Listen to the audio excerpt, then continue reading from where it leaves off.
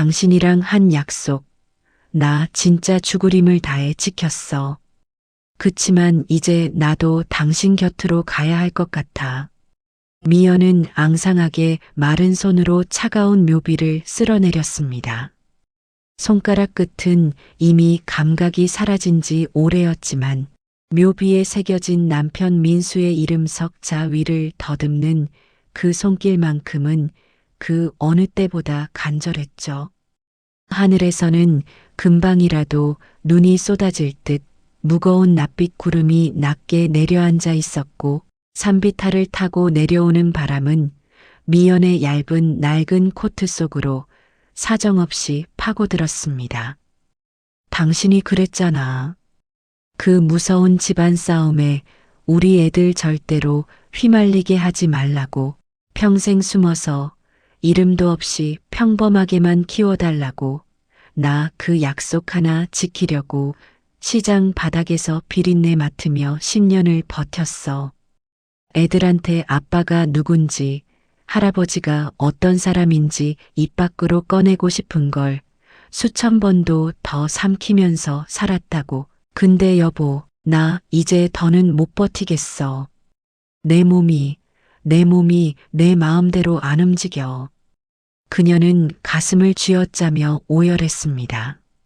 뒤에서 떨고 있는 새 쌍둥이 아이들은 엄마의 슬픈 울음소리에 겁을 먹은 듯 서로의 옷자락을 꽉 쥔 채 숨을 죽이고 있었죠. 애들만 두고 나 먼저 당신한테 갈 것 같아. 미안해, 여보. 약속 끝까지 못 지켜서 나를 원망해도 좋으니까 제발.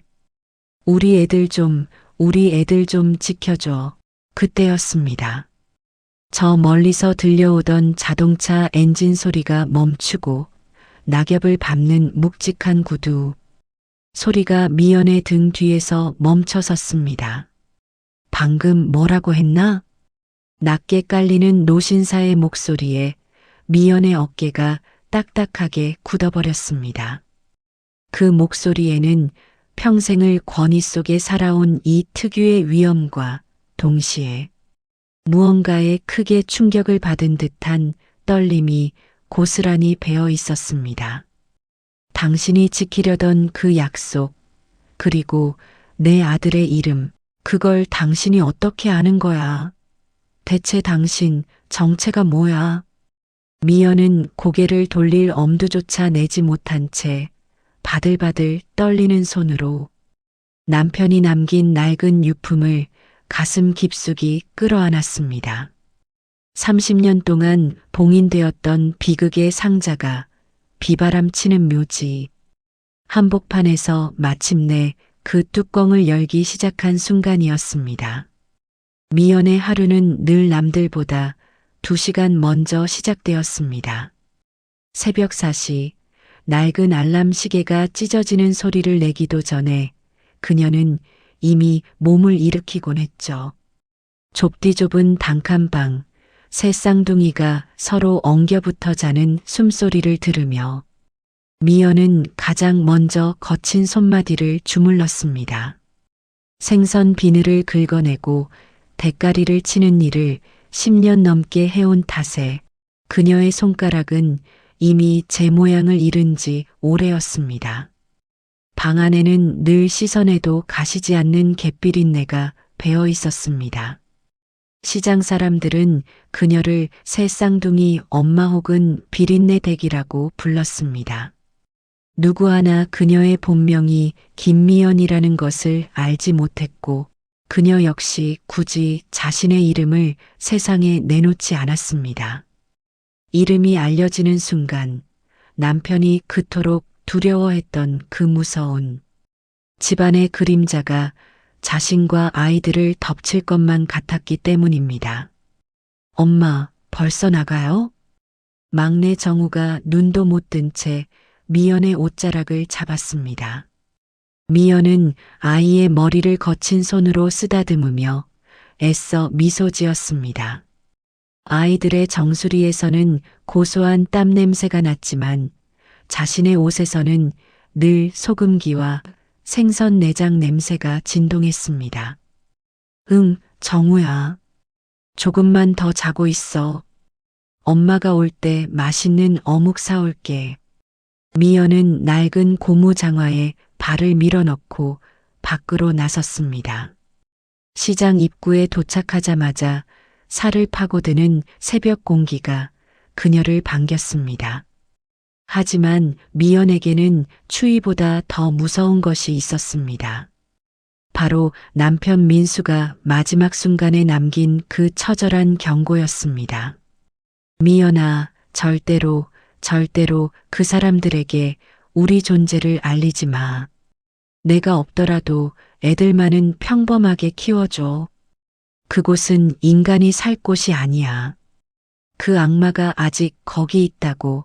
민수는 재벌가인 이 회장의 장남이었지만 가문의 더러운 암투와 누군가의 관계로 인해 모든 것을 버리고 도망쳐 나온 사람이었습니다. 그는 미연과 함께하는 가난한 삶을 세상에서 가장 행복해했습니다. 하지만 그 행복은 짧았습니다. 어느 비 오는 날 민수는 의문이 뺑소니 사고로 세상을 떠나고 말았습니다. 사고 현장에서 발견된 것은 그가 평소 애지중지하던 낡은 금시계뿐이었습니다. 미연은 본능적으로 알았습니다. 이것은 단순한 사고가 아니라는 것을요. 그녀는 남편의 유언을 가슴에 새기고 또 새겼습니다. 재벌가의 화려한 유산보다는 아이들의 목숨이 더 소중했으니까요. 그렇게 10년, 미연은 생선 핏물이 튀는 앞치마를 두르고 욕설이 난무하는 시장통에서 악착같이 버텼습니다. 손톱이 뒤집어지고 발가락에 동상이 걸려도 그녀는 울지 않았습니다. 아이들이 학교에서 받아온 100점짜리 시험지를 볼 때면 남편과의 약속을 잘 지키고 있다는 생각에 가슴 한구석이 뻐근해지곤 했습니다. 하지만 운명은 그녀에게 더 이상의 인내를 허락하지 않았습니다. 몇 달 전부터 시작된 지독한 가슴 통증과 토열, 병원에서 내려진 진단은 미연의 세상을 무너뜨리기에 충분했습니다. 더 늦기 전에 애들에게 갈 곳을 마련해 주셔야 합니다. 의사의 무거운 목소리가 귓가에 맴돌았습니다. 미연은 거울 속에 비친 자신의 수척한 얼굴을 보며 처음으로 남편과의 약속을 깨야 할지도 모른다는 공포에 휩싸였습니다. 내가 죽으면 이 아이들은 누가 지켜줄까? 그 악마가 우글거리는 그곳에 아이들을 보내야만 하는 걸까? 아니면 이대로 함께 사라져야 하는 걸까? 미연이 묘지로 향하기로 결심한 것은 어느 비참한 오후였습니다. 사채업자들에게 빌린 돈이 화근이었습니다. 아이들의 학원비와 약값을 대기 위해 손을 댄 것이 눈덩이처럼 불어나 있었죠. 야, 비린내 댁. 오늘까지 돈 안 내놓으면 니네 집 애새끼들 다 어떻게 될지 모른다고 했지? 검은 양복을 입은 사내들이 좁은 시장 골목을 뒤흔들며 미연의 가판대를 걷어찼습니다. 바닥에 나뒹구는 생선들 위로 흙탕물이 튀었습니다. 미연은 아이들을 등 뒤로 숨긴 채 그들 앞에 무릎을 꿇었습니다. 제발요, 조금만 더 시간을 주세요. 제가 어떻게든 벌어서 갚을게요. 애들은 건드리지 마세요. 사내들은 가래침을 뱉으며 미연의 머리채를 잡았습니다. 그 광경을 목격한 시장 상인들이 도와주려 했지만 사내들의 험악한 기세에 눌려 혀만 찰 뿐이었습니다. 미연은 그 순간 깨달았습니다. 더 이상 자신은 아이들의 방패가 되어줄 수 없다는 것을요. 몸 안의 병만은 이미 그녀의 기력을 앗아갔고 밖에서의 위협은 아이들의 목을 조여오고 있었습니다. 여보, 나 이제 정말 방법이 없어. 당신이 그토록 싫어했던 그곳에 애들을 맡길 수밖에 없을 것 같아. 미연은 떨리는 손으로 장롱 깊숙이 숨겨두었던 낡은 보따리를 꺼냈습니다. 그 안에는 남편 민수가 물려준 유일한 가문의 증표, 금시계와 그의 일기장이 들어 있었습니다. 그리고 민수가 죽기 전 미연에게만 알려주었던 재벌가 선산의 위치가 적힌 쪽지도 있었습니다. 정우야, 정아야, 정민아. 우리 오늘 아빠 만나러 가자. 아이들은 엄마의 심상치 않은 표정에 울먹이며 옷을 챙겨 입었습니다. 미연은 남은 돈을 탈탈 털어 택시를 잡았습니다. 택시는 시장통을 벗어나 한적한 산길로 접어들었습니다. 창밖으로 스쳐 지나가는 풍경들이 마치 미연의 지난 10년 세월처럼 아득하게 느껴졌습니다. 차 안에서 미연은 아이들의 손을 하나하나 꼭 쥐었습니다. 얘들아, 오늘 아빠한테 가서 인사드리고 혹시라도 엄마가 잠시 어디 멀리 가게 되면 그때 만나는 할아버지 말씀을 잘 들어야 한다. 알겠니? 엄마, 어디 가는데? 왜 그런 말을 해?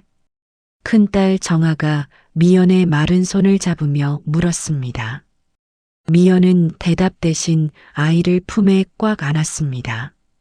가슴 속에서 치밀어 오르는 뜨거운 덩어리를 억지로 삼키며 그녀는 차창 밖으로 내리는 눈을 바라보았습니다.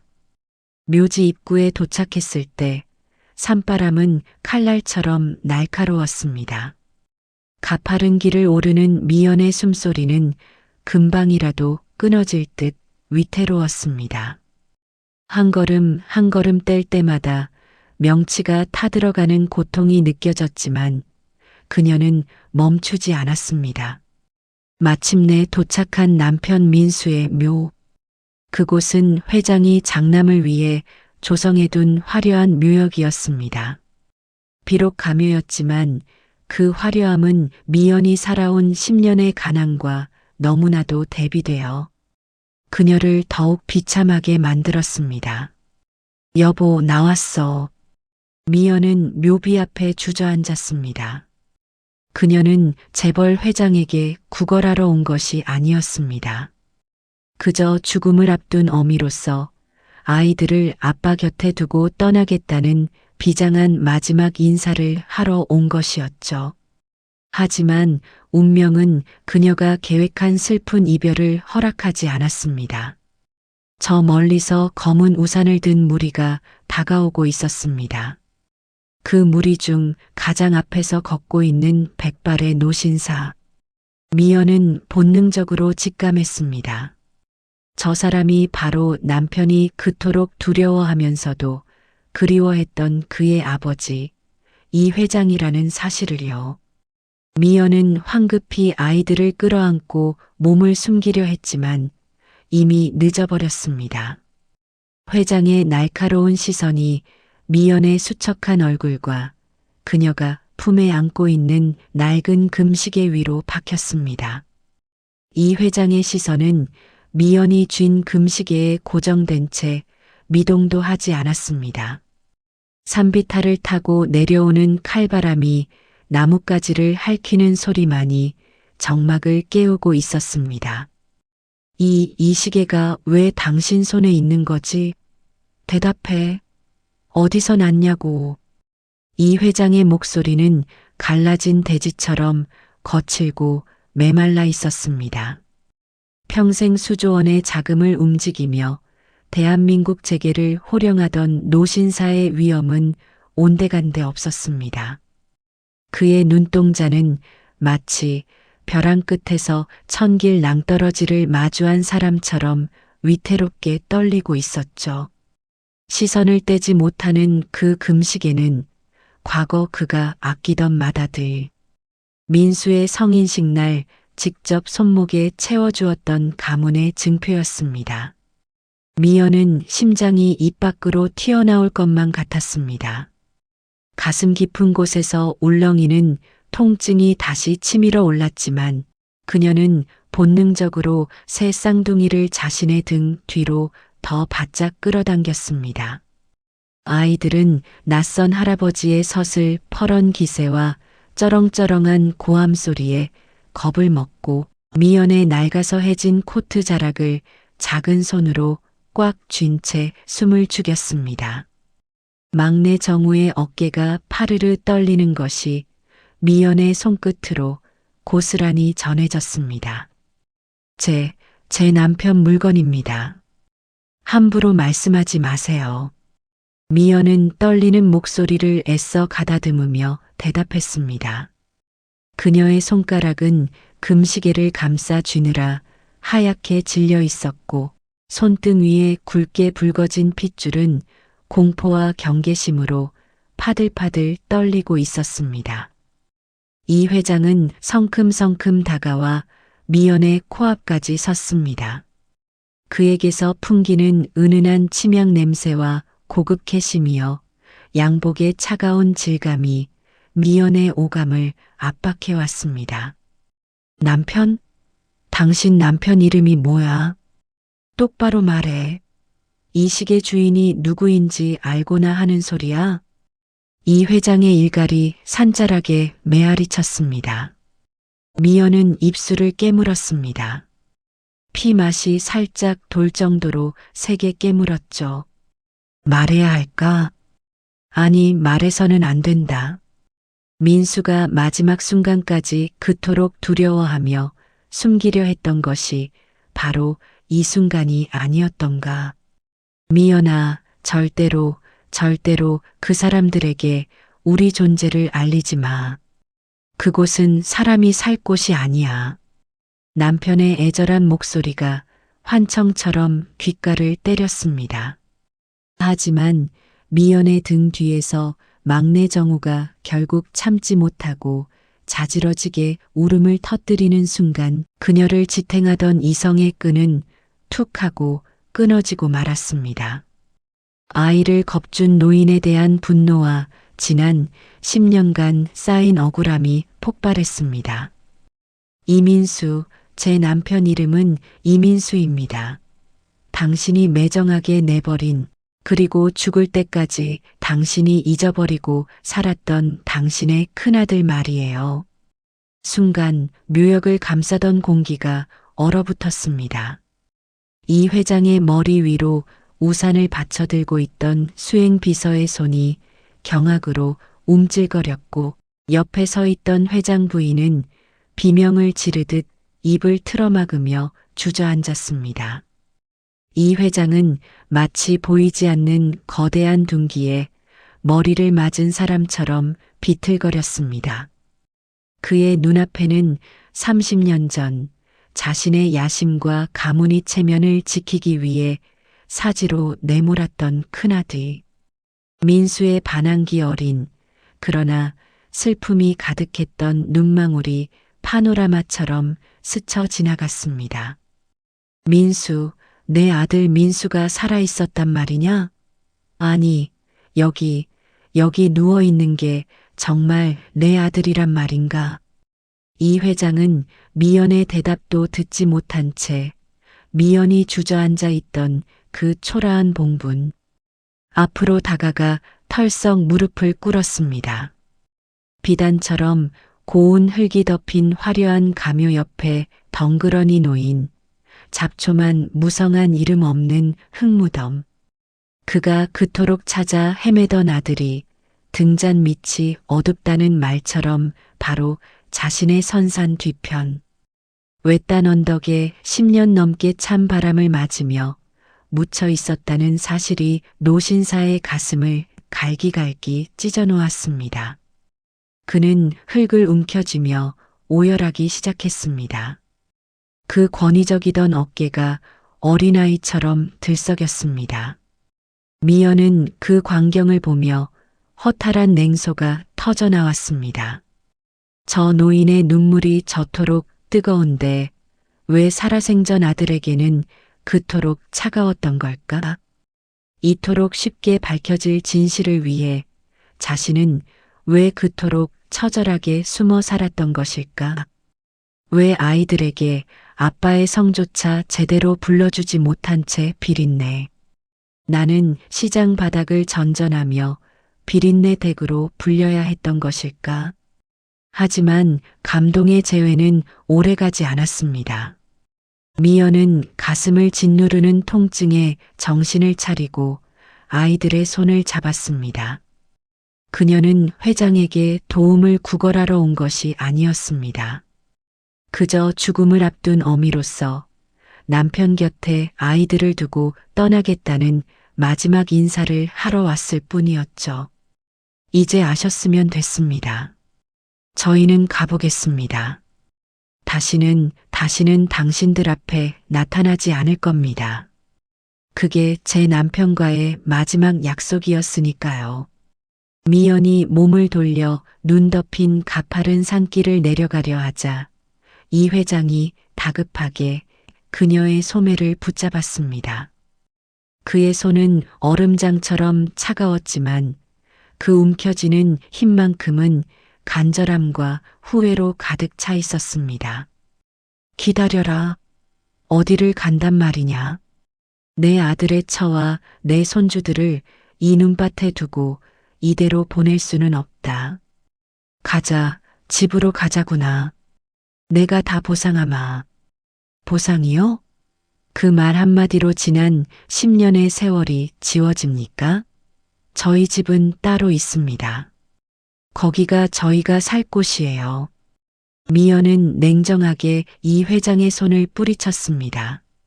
그러나 그 순간 그녀의 시야가 급격히 흐려졌습니다. 가슴 깊은 곳에서 올라오는 뜨겁고 비릿한 피냄새와 함께 눈앞이 캄캄해졌습니다. 미연은 그대로 차가운 눈바닥 위로 쓰러졌고 엄마의 이름을 부르는 아이들의 자지러지는 비명소리가 산울림을 타고 멀리 퍼져나갔습니다. 병원의 소독약 냄새가 코끝을 지독하게 찌르는 가운데 어둠이 짙게 깔린 복도 끝에서 누군가의 낮은 웃음소리가 들려오고 있었습니다. 이 회장의 저택, 웅장한 오크나무로 만들어진 서재의 무거운 문이 닫혔습니다. 그 방 안에는 이 회장의 최측근이자 전문 경영인인 강 전무가 어둠 속에 몸을 숨긴 채 서 있었습니다. 그는 30년 전 민수가 가문에서 쫓겨날 수밖에 없었던 결정적인 횡령, 음모를 꾸미고 증거를 조작한 장본인이었습니다. 민수가 사라진 후 그는 승승장구하며 이 회장의 두터운 신임을 얻어왔고 이제 가문의 모든 실권과 재산을 소나기에 넣으려 하고 있었죠. 회장님이 묘지에서 큰아들의 처와 자식들을 만났다고? 그것도 하필이면 그 언덕에서? 강 전무의 목소리는 평온한 수면처럼 차분했지만 그 이면에는 뱀처럼 서늘한 도끼가 서려 있었습니다.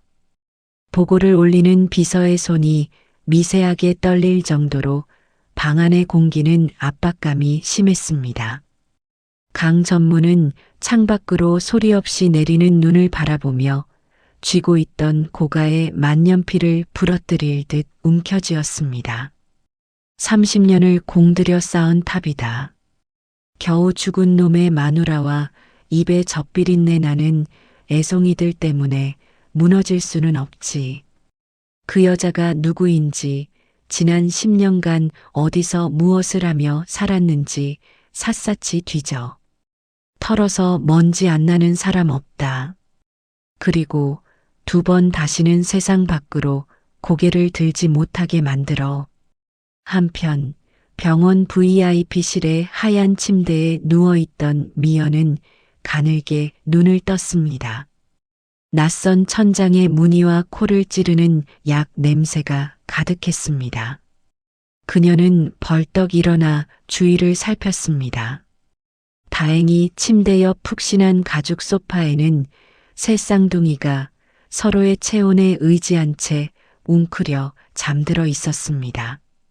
안도감에 숨을 내쉬는 순간 병실 문이 거칠게 열리며 검은 양복을 입은 건장한 사내들이 들이닥쳤습니다.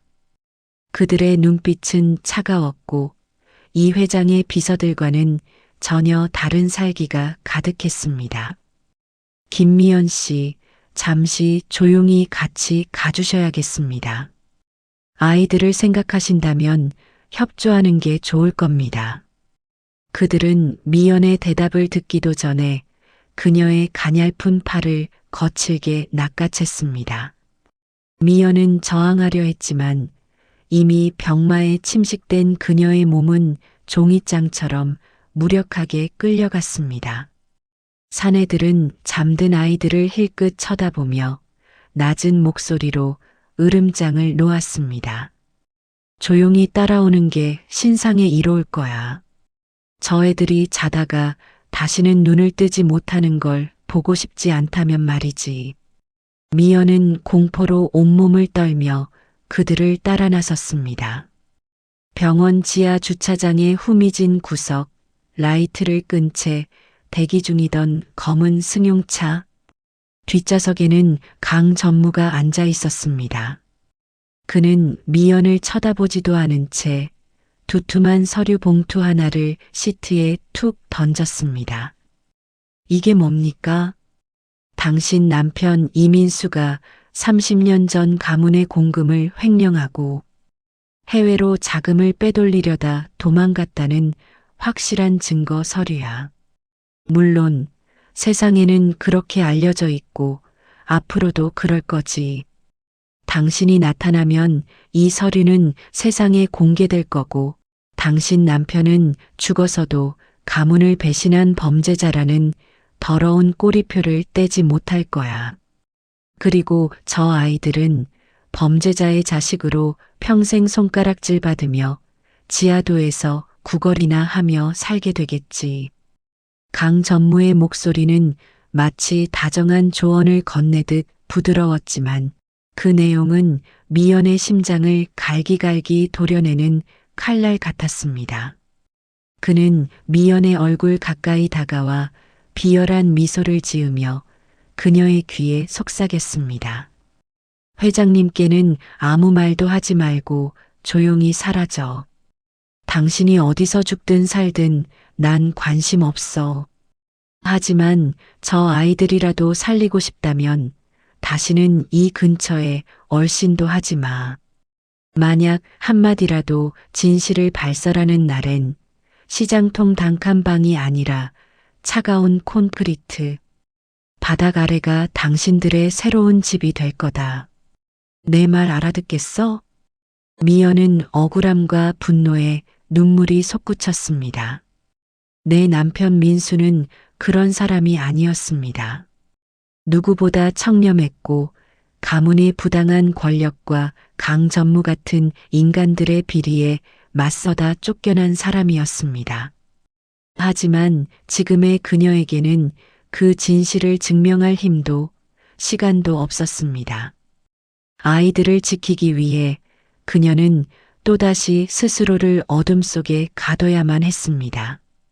사내들이 그녀를 다시 병실로 데려다 놓았을 때 미연은 소리 없이 오열했습니다. 이 회장이 마련해준 호화로운 병실은 이제 그녀에게 숨막히는 감옥과 같았습니다. 그녀는 잠든 아이들의 얼굴을 하나하나 어루만지며 갈라진 목소리로 속삭였습니다. 미연아, 미안해. 얘들아, 엄마가 너무 못나서 정말 미안해. 아빠의 억울한 명예도 너희의 밝은 미래도 이 엄마가 지켜주지 못할 것 같아. 하지만 목숨만은 너희 목숨만은 지켜줄게. 미연은 그날 밤 회장의 비서들이 잠시 교대하느라 자리를 비운 틈을 타 아이들을 깨워 병원을 탈출했습니다. 밖에는 여전히 잔인할 정도로 아름다운 눈이 내리고 있었고 미연의 발걸음은 절망과 피로로 천근만근 무거웠습니다. 하지만 그녀는 몰랐습니다. 병원을 나서는 그녀의 뒤를 쫓는 또 다른 은밀한 시선이 있었다는 것을. 그리고 그 시선이 미연이 남편의 무덤가에 묻으려다 신랑이 끝에 떨어뜨린 낡고 투박한 코트, 단추 하나를 줍고 있었다는 사실을요. 그 단추는 30년 전 민수가 실종되던 날 강 전무의 옷에서 떨어진 오직 최고급 맞춤 정복에만 쓰이는 귀한 물건이었습니다. 병원을 탈출한 미연의 앞길은 칠흑 같은 어둠과 끝을 알 수 없는 눈보라로 가득했습니다. 칼바람이 몰아칠 때마다 미연의 수척한 어깨는 걷잡을 수 없이 떨렸지만 품에 안긴 막내 정우의 자그마한 체온만이 그녀가 이 세상에 살아있음을 느끼게 해주는 유일한 온기였습니다.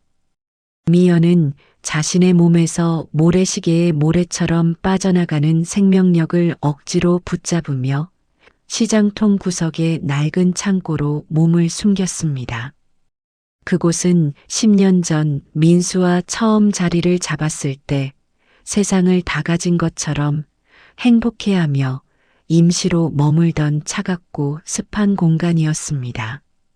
벽면에는 여전히 눅눅한 곰팡이 냄새와 세월에 썩어가는 목재의 비릿한 향이 배어 있었죠. 판자 틈새로 불어오는 칼바람은 미연의 뼈마디를 시리게 파고들었고 그녀는 아이들을 낡은 가마니 위로 모아 앉힌 채 자신의 얇은 코트로 그들을 덮어주었습니다. 아이들의 밭은 숨소리가 창고의 정막을 채울 때마다 미연의 눈가에는 회한의 눈물이 맺혔습니다. 같은 시각 눈 덮인 산등성이의 묘역에는 홀로 남은 이 회장이 망부석처럼 서 있었습니다. 수행원들을 모두 물리치고 아들의 묘비 앞에 주저앉은 그의 눈에 눈 속에 반쯤 파묻힌 채 희미하게 빛을 반사하는 작은 물체 하나가 들어왔습니다. 이 회장은 감각이 무뎌진 떨리는 손으로 그것을 집어들었습니다. 처음엔 그저 흔한 낡고 투박한 코트 단추인 줄로만 알았습니다. 하지만 장갑을 벗고 그 단추를 뒤집어 본 순간 이 회장의 심장은 보이지 않는 손에 꽉 움켜쥐어진 듯 멈추는 것 같았습니다. 단추의 뒷면에는 가문의 문장이 아주 미세하게 하지만 분명하게 음각되어 있었습니다. 이것은 오직 이 회장이 직접 주문 제작하여 가문이 충성스러운 핵심 가신들에게만 하사했던 최고급 영국제 맞춤 정복용 단추였기 때문입니다. 이 회장은 그 단추를 손바닥이 아플 정도로 움켜쥐며 의식의 수면 아래 가라앉아 있던 30년 전의 기억 속으로 침잠했습니다. 30년 전 민수가 횡령 누명을 쓰고 가출하던 그 지독하게 비 내리는 밤이었습니다. 민수는 아버지의 구두 아래 무릎을 꿇고 억울함을 호소하며 울부짖었습니다. 아버지, 제발 제 말을 한 번만 믿어주세요. 강 전무 그 인간이 모든 장부를 조작한 겁니다. 그 인간이 우리 가문의 뿌리부터 집어삼키려 하고 있어요.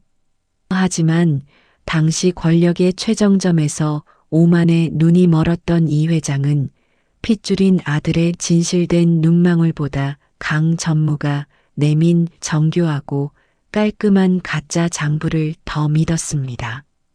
이 회장의 머릿속에 번개처럼 한 장면이 스쳐 지나갔습니다.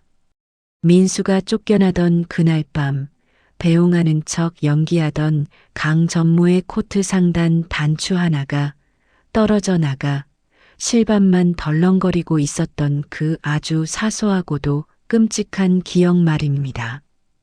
그렇다면 민수의 무덤가에서 발견된 이 단추는 무엇을 의미하는가? 30년 전 그날 민수의 실종 현장에 강 전무가 있었다는 명백한 증거인가? 아니면 민수가 죽기 직전까지 이 단추를 쥐고 아버지가 언젠가는 진실을 알아차려 주길 간절히 기다렸던 것인가. 이 회장의 눈에선 참회의 눈물이 봇물 터지듯 쏟아졌습니다. 자신이 평생을 믿고 곁을 내주었던 가신이 실은 아들의 숨통을 조인 악마였다는 사실을, 아들이 세상을 떠난 지 10년이 지나서야 깨달은 노인의 통곡이 어두운 산자락을 비통하게 뒤흔들었습니다. 미연은 어두운 창고 안에서 민수의 마지막 모습을 가슴 아프게 떠올렸습니다.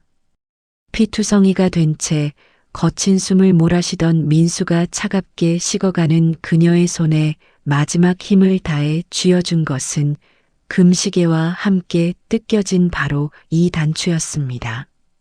미연아, 이 단추를 절대로 버리지 마.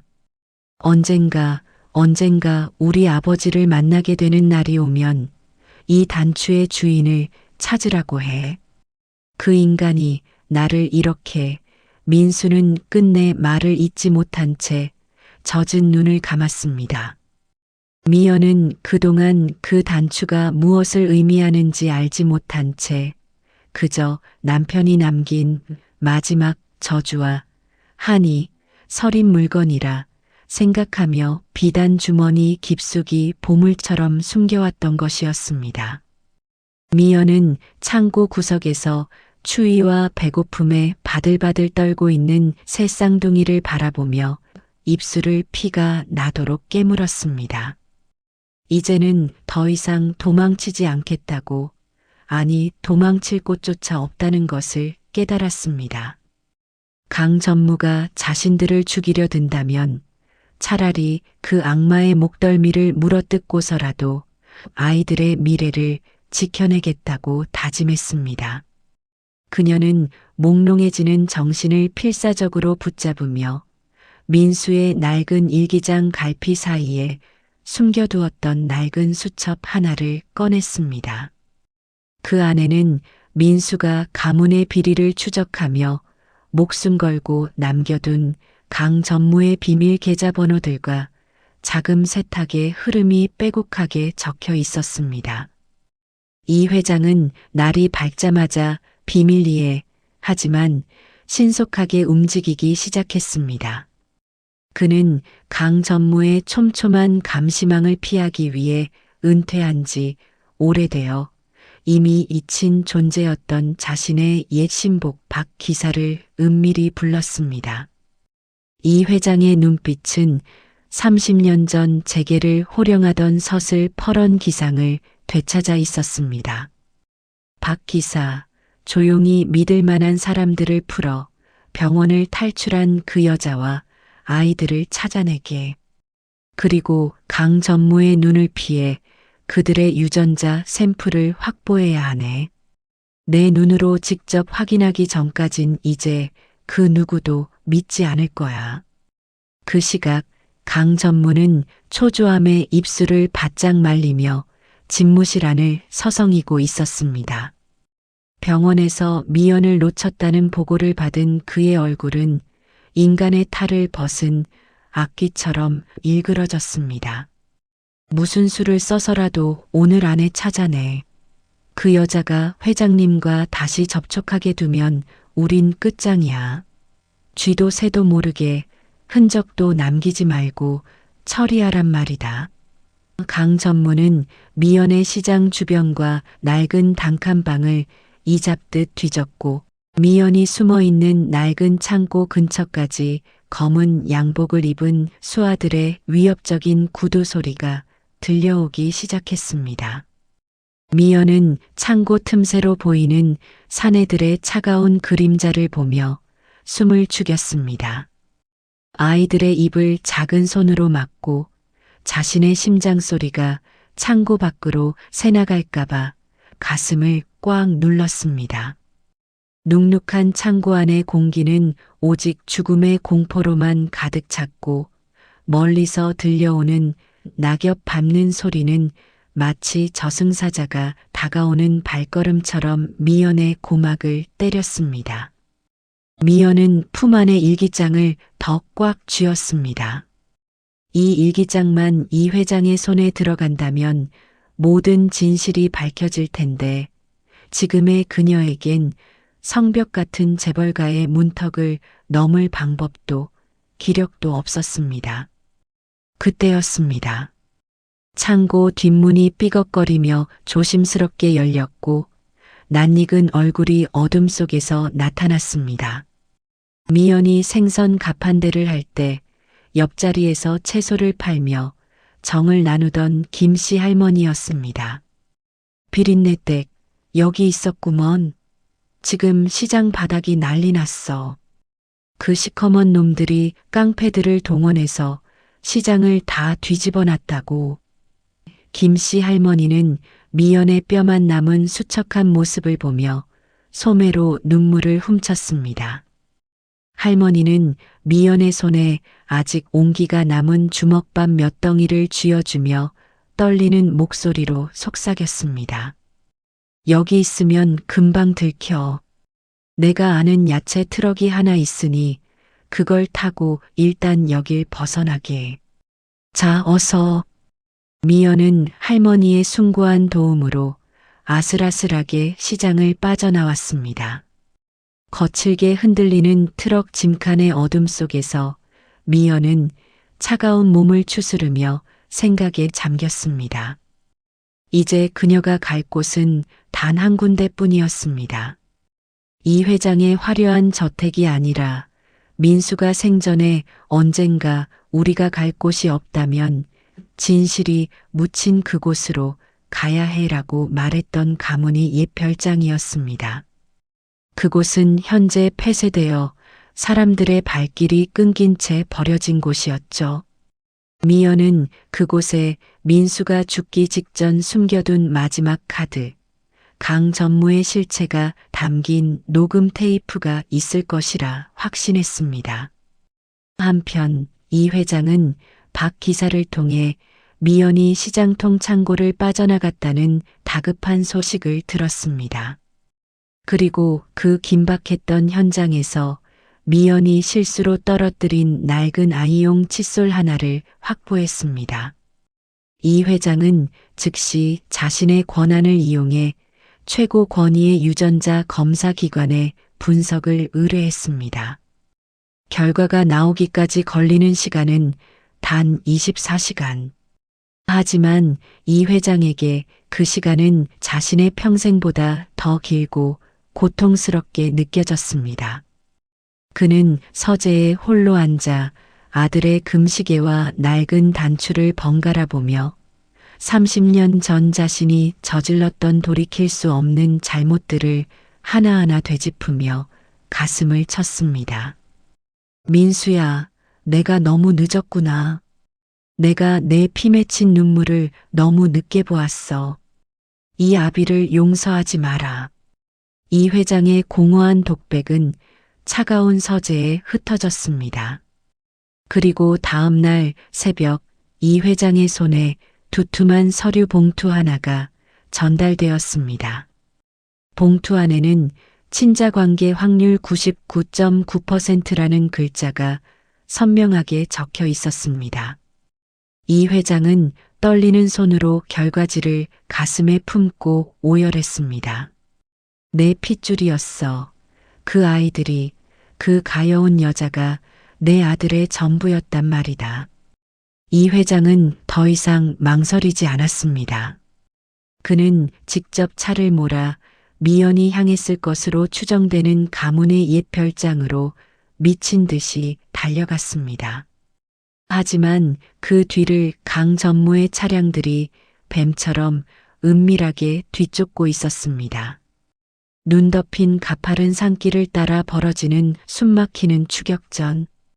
미연은 먼지 쌓인 별장 지하 창고에서 마침내 낡은 녹음기를 찾아냈고 그 안에서 흘러나오는 강 전무의 비열하고 잔인한 음성을 듣는 순간 등 뒤에서 차가운 금속성의 총구가 그녀의 머리를 겨누었습니다. 결국 여기까지 왔군. 하지만 그 테이프가 세상 밖으로 나갈 일은 절대 없을 거야. 내 남편 곁으로 보내주지. 강 전무의 잔인한 미소가 어둠 속에서 번뜩였습니다. 미연이 눈을 감고 마지막 기도를 올리던 절체절명의 순간 별장의 낡은 문이 부서질 듯 열리며 이 회장의 노호가 사자후처럼 울려 퍼졌습니다. 강 전무, 내 이놈, 내 만행이 여기서 끝날 줄 알았더냐. 당장 그 손 치우지 못할까?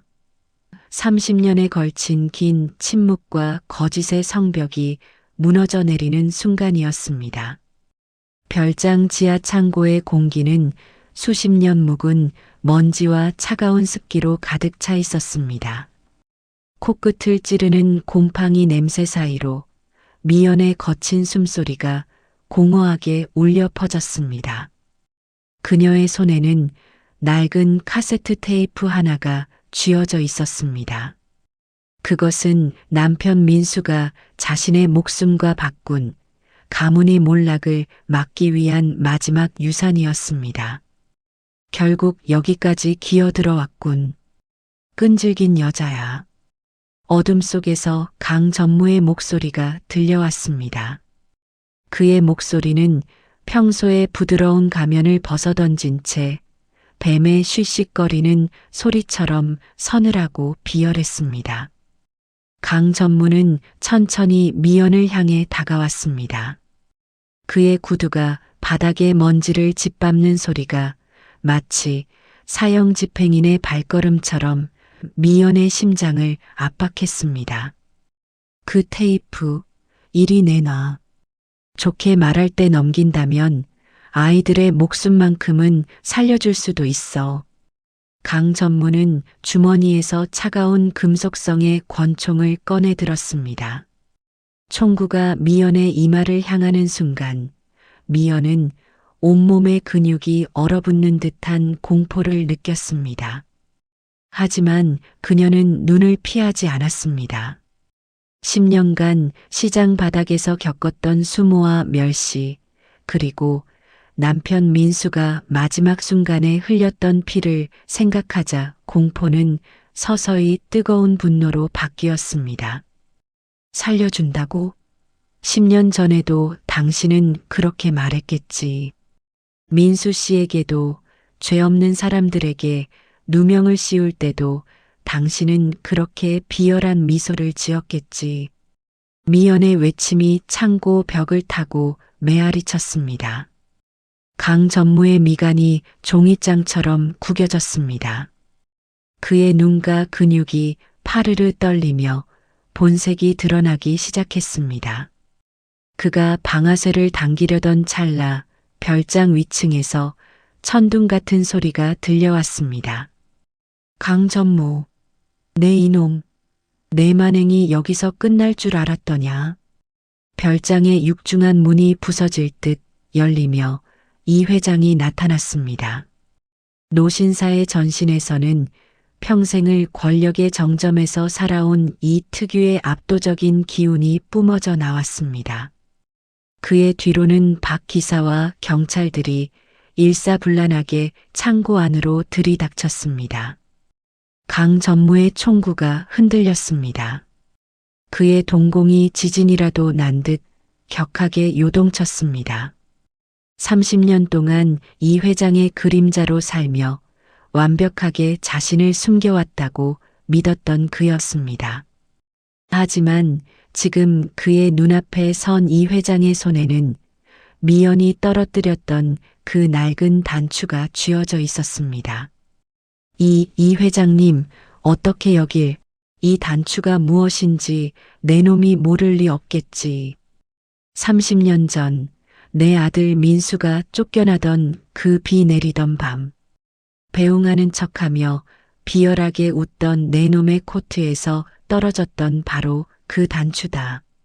이 회장은 단추를 강 전무의 발 앞에 내팽개쳤습니다. 단추가 콘크리트 바닥을 구르며 내는 딸그랑 소리가 정막을 깼습니다. 이 회장의 눈에는 참회의 눈물과 함께 배신자에 대한 불타는 분노가 서려 있었습니다. 내 아들은 죽어가면서도 이 단추를 쥐고 있었다. 아비인 나에게 제발 진실을 알아달라고, 내 놈이 우리 가문을 어떻게 갉아먹고 있었는지 알아달라고 그 모진 세월을 견디며 물건을 지켜왔단 말이다. 그런데 나는 아들보다 내 놈의 뱀 같은 혀를 더 믿었어. 이 회장의 일갈은 사자의 포효 같았습니다. 강 전무는 뒷걸음질을 치다 벽에 부딪혔습니다. 그의 이마에서는 식은땀이 비 오듯 흘러내려 눈을 찔렀습니다. 그는 필사적으로 머리를 굴렸습니다. 하지만 미연이 쥐고 있는 테이프에서 흘러나오는 목소리가 그의 마지막 희망을 끊어버렸습니다. 강 전무, 당신 정말 이럴 거야? 회장님이 아시면 당신 무사할 것 같아? 하하, 이민수.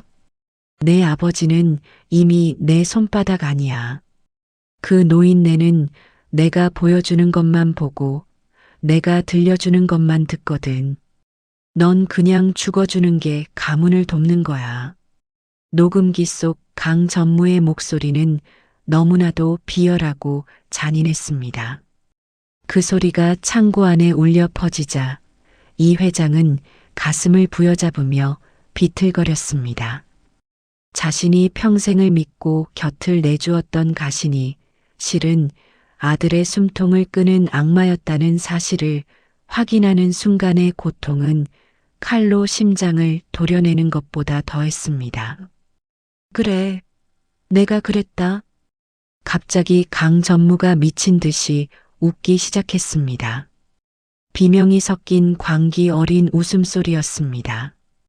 그는 들고 있던 총을 바닥에 내던지며 울부짖었습니다. 하지만 그게 나만의 잘못인가? 아들보다 내 말을 더 믿었던 건 바로 회장님 당신이었어. 당신의 그 오만함, 그 지독한 의심이 아들을 사지로 몰아넣은 거라고. 나는 그저 당신이 깔아놓은 판 위에서 춤을 췄을 뿐이야. 강 전무의 도발에 이 회장의 안색이 창백하게 변했습니다. 사실이었습니다. 자신의 과오가 가장 큰 원인임을 부인할 수 없었죠. 하지만 이 회장은 다시 눈을 부릅떴습니다. 그는 떨리는 다리에 힘을 주고 강 전무에게 다가갔습니다. 그리고 혼신의 힘을 다해 강 전무의 뺨을 후려쳤습니다. 짝! 하는 파열음과 함께 강 전무의 고개가 돌아갔습니다. 노인의 손이라고는 믿기지 않을 만큼 묵직하고 처절한 일격이었습니다. 그것은 아들의 명예를 짓밟은 자에 대한 징벌이자 30년 세월의 거짓에 대한 심판이었습니다. 내 놈의 변명은 지옥에 가서 민수에게나 해라. 박 기사, 이자를 끌어내. 경찰들이 달려들어 강 전무의 팔을 꺾고 수갑을 채웠습니다. 차가운 금소금이 창고에 울려 퍼졌습니다. 강 전무는 바닥에 주저앉아 욕설을 퍼붓고 발악했지만 이미 그의 운명은 결정된 뒤였습니다. 30년을 공들여 쌓은 그의 거짓 왕국이 낡은 단추 하나와 죽은 이의 진실 앞에서 처참하게 무너져 내린 순간이었습니다. 미연은 그 모든 과정을 지켜보며 긴장이 풀린 듯 바닥으로 쓰러졌습니다. 그런 미연을 이 회장이 황급히 다가가 붙잡았습니다. 미안하다. 정말 미안하다. 내 며느리야. 내가 너무 늦게 보았구나. 내 아들의 진심을, 그리고 내 그 처절한 희생을. 이 회장은 미연의 거친 손을 자신의 뺨에 갖다 대며 오열했습니다. 미연은 회장의 품에 기대어 10년간 가슴속에 묻어두었던 통곡을 터뜨렸습니다. 갯비린내 나는 시장 바닥에서 사채업자들의 위협 속에서 그리고 이름도 없이 숨죽여 살아야 했던 그 고통스러운 세월이 회장의 뜨거운 눈물 속에 녹아내리고 있었습니다. 창고 밖에는 어느덧 눈이 그치고 구름 사이로 희미한 새벽빛이 쏟아지고 있었습니다. 30년에 걸친 어두운 밤이 가고 비로소 진실의 아침이 밝아오고 있었습니다. 그로부터 1년이라는 시간이 흘렀습니다. 세상은 여전히 바쁘게 돌아가지만 미연의 시계는 이제야 평화로운 리듬을 되찾았습니다. 따뜻한 봄 햇살이 내리쬐는 이 회장의 저택 정원. 공기 중에는 은은한 꽃향기와 함께 주방에서 풍겨 나오는 구수한 된장찌개 냄새가 섞여 있었습니다. 미연은 더 이상 생선 비늘이 박힌 앞치마를 두르지 않습니다. 그녀의 수척했던 얼굴에는 이제 건강한 혈색이 돌았고 거칠었던 손등도 회장의 세심한 배려와 치료 덕분에 많이 부드러워졌습니다. 할아버지, 이것 보세요. 제가 그린 아빠예요. 새 쌍둥이 중 막내 정우가 그림 종이를 들고 거실로 뛰어들어왔습니다. 이 회장은 인자한 웃음을 지으며 아이를 무릎 위에 앉혔습니다. 30년 전 아들을 잃고 굳어버렸던 그의 얼굴에는 이제 손주들의 재롱 덕분에 주름진 미소가 떠날 줄을 몰랐습니다. 허허, 우리 정우가 아빠를 똑 닮게 그렸구나. 아빠가 하늘에서 보시고 참 좋아하시겠어. 미연은 그 광경을 흐뭇하게 바라보며 찻잔을 내려놓았습니다. 그녀의 시선은 거실 한복판에 정중히 모셔진 남편 민수의 영정 사진으로 향했습니다. 사진 속 민수는 환하게 웃고 있었습니다. 이제 그는 더 이상 도망자도 횡령범도 아니었습니다. 가문의 명예를 지키려 했던 고결한 장남이자 아내와 자식을 지키기 위해 모든 것을 바친 위대한 아버지로 기록되었습니다. 오후가 되자 미연과 이 회장 그리고 새 쌍둥이는 다시 그 언덕을 찾았습니다.